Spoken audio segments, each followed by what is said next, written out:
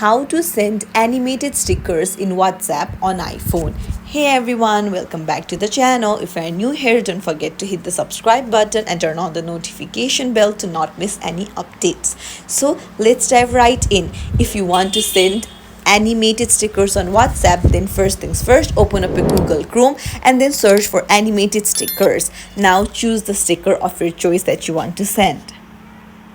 Now what you need to do is just long press on the image and you can see these options pop up. Tap on copy image and now go to your WhatsApp and then choose the chat where you want to send the animated sticker and then tap on the message bar and long press on it, and there you see paste option. Tap on it and then you can just hit send.